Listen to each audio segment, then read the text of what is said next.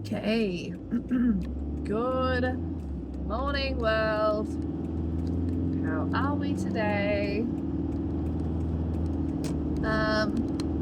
Okay, so this morning, I wanted to have a little chat about, if you watch my channel, then you know that I have kind of gone off talking about all the stuff that's happening with, the war in the Middle East with Israel, the US, and Iran. Excuse me. And, for good reason, because I felt like it was being shoved down everyone's throats from every corner. And, I even got into like the stand-up comedy corner of it, but,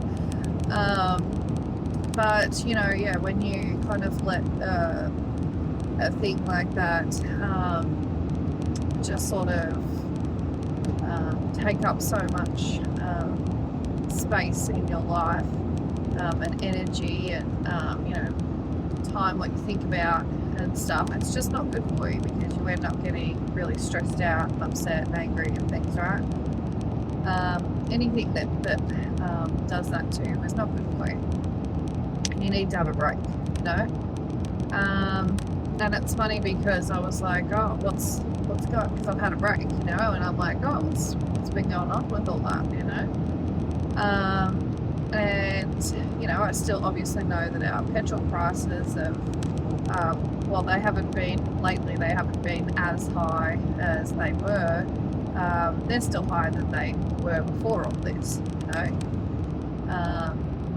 and we're all concerned that things like this are actually intended to roll in a new norm, and that's just the way it's always going to be. But so I was saying to my partner this morning, I was asking to see if he knew more than I did about what's been going on, and he said no as well, that he's been having a break from it too, because he felt like, just like with everything with COVID, that it was sort of suckering him in and just making him get frustrated and pissed off about the whole thing. And we both said about how stuff like this, and especially when it affects people's livelihoods and your ability to put food on the table, your ability to drive around from A to B, your ability to live life in the normal way that you were used to, and that sort of stuff. When events happen, things happen that take that away from you, and make you feel like you have to listen to every word that the government or the media is saying, and you've got to keep up to date with every hourly update and whatnot. You actually through that do start to look at numbers and look at information and question it, and it can be quite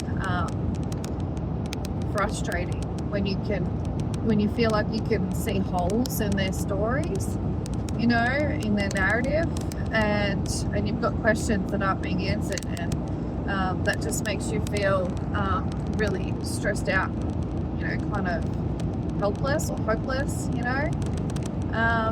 and that's kind of the worst thing that people can feel, is helpless, quick sip.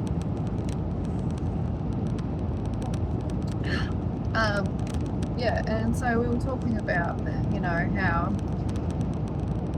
even you just get to a point where it's not because of it being like too all-consuming, but it's also frustrating to listen to all these things, and it's like it doesn't even make sense. Like, why? Wait, like, I understand that, like, we had an expert talk on the news radio about the prices are as they are at the pump because the prices per barrel are going up and right. Okay, I was able to like accept that explanation for a period of time, and I thought, well, that's it's really sucky, isn't it, then, that the price per barrel has gone up to what it has, because we're really feeling it at the pump. But then I started to think, well, these companies that own all these petrol stations, which generally in each country it's only a handful of different companies, isn't it, that own these petrol stations. Do you know how much money they're making per year on fuel sales, let alone the convenience store side of the business? They are making millions and millions of dollars per year, if not billions, I don't know, but they are making so much money that even if the price of fuel per barrel, what it gets brought into a country for, was going up so high, they have the financial stamina to cop that loss, right? Like they make so much money per year that they could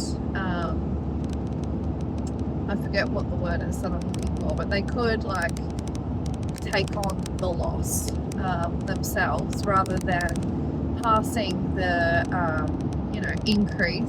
the cost increase onto the consumers, onto us, making our lives so much harder when we were already experiencing a cost of living crisis in Australia, and I've heard in other countries that's the case as well. And cost of living is not just food and whatnot, it's energy, it's housing, everything. So instead of passing it on to us, they could have taken that increase on themselves and just earned a bit less this year. Furthermore, the government could offer a decrease in taxes or whatever to these petrol station companies to assist with that price increase. Again, so that it wasn't passed on to us. But that wasn't done, was it?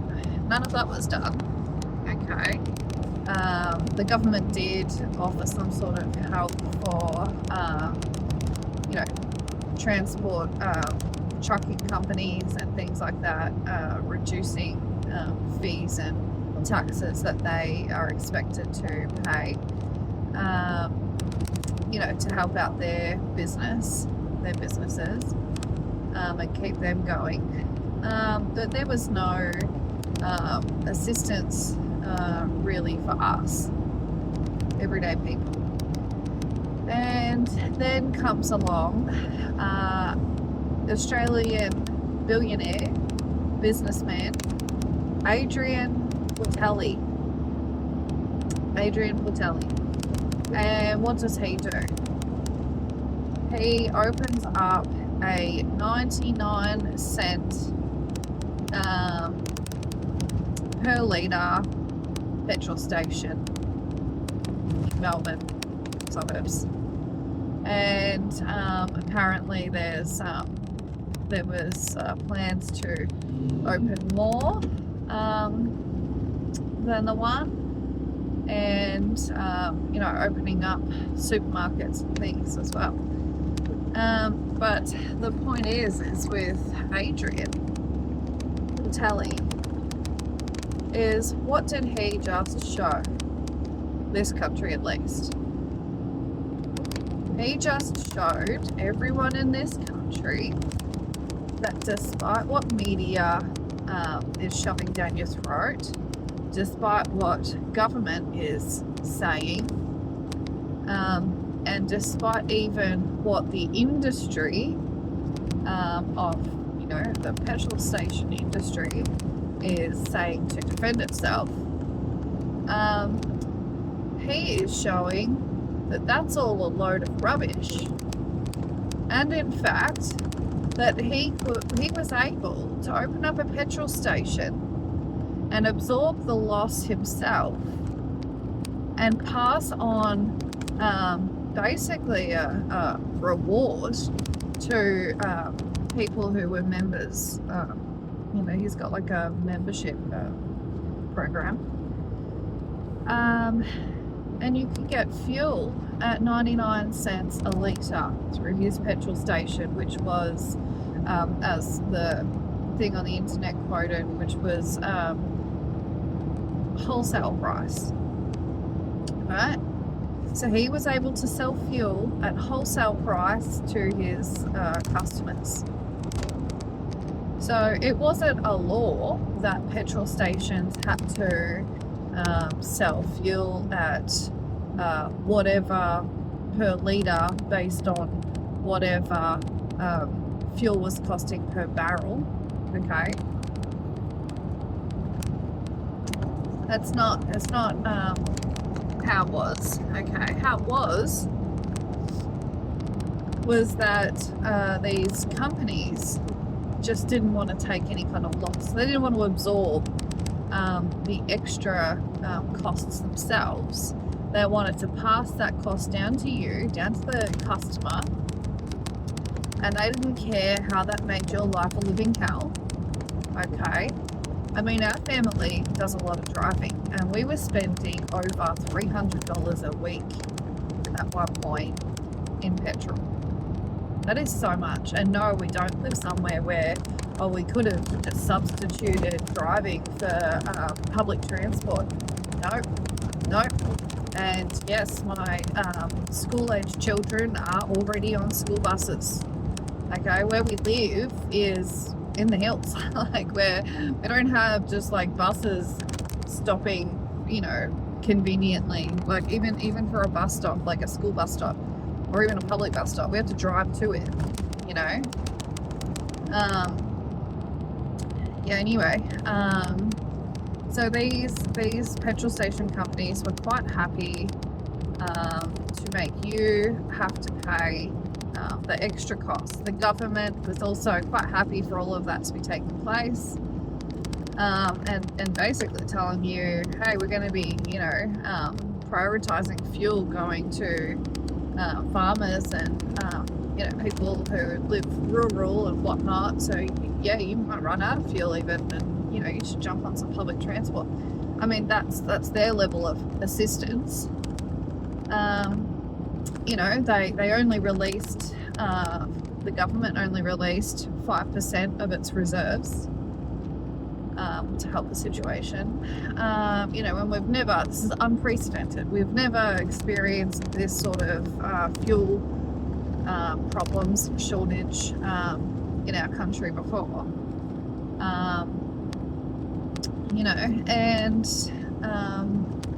That's all they've done to help the situation. So they're all, the government and these petrol station companies have been quite happy for you to have to cop it, for you to have to go without even, for you to maybe not be able to get your kids to school or get to the supermarket or get to your job.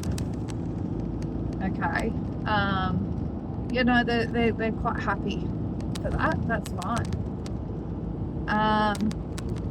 And along came Adrian Portelli, Australian billionaire businessman, and slaps everyone in the face with the reality that in fact a petrol station could absorb the increase of fuel price per barrel and could in fact sell it at a much cheaper rate per litre. And just like barely anyone is even talking about it. Like it got spoken about for like 1 minute in news media and stuff, but then it's like all of these news media outlets and stations and whatnot, it's like they almost got told, oh, you better shut up about that, you better not talk about that. That's going to cause too much of an outrage. It's going to cause an uprising of the people. They're going to demand that all petrol stations lower their price and that the government do something about it. And of course, the petrol stations don't want to lower their price. And I think the government also doesn't want to, because don't forget that the government earns money on every cent you spend at any business. Your good old GST, the tax you pay on every lollipop, on every chocolate bar, on every can of soft drink, and on every litre of fuel that you put in your car. GST. The government is getting rich off of you having to pay a lot more for your petrol. Not just the petrol station owners. Okay? And, you know, that's the stressful point. That's where the stress comes from with everything that's going on, is you get to a point where you're not just getting suckered into the Hollywood style graphics and content being shoved down your throat, about poor innocent school children being blown up and countries being destroyed, and heads of state or government being assassinated, and all this sort of stuff. No. Once you've gotten past all of that and you start to look at the reality of what's going on and what the governments of the world are allowing to go on, it's pretty infuriating. It's pretty angering, because more than ever you realize that you are just a pawn, you are just a worthless slave, just a dum-dum to them, that is designed to be manipulated by their propaganda, and you are supposed to believe their narrative and what you're told, and you're still expected to get up early for work and go do your slave job, while they just basically play with your life and your life circumstances, and whether or not your family can get from A to B or put food on the table, or whether or not you can afford things coming up for school, or your possible, if you're lucky, your possible annual holidays with your family. They're just going to play Monopoly with all of that, and you just basically have to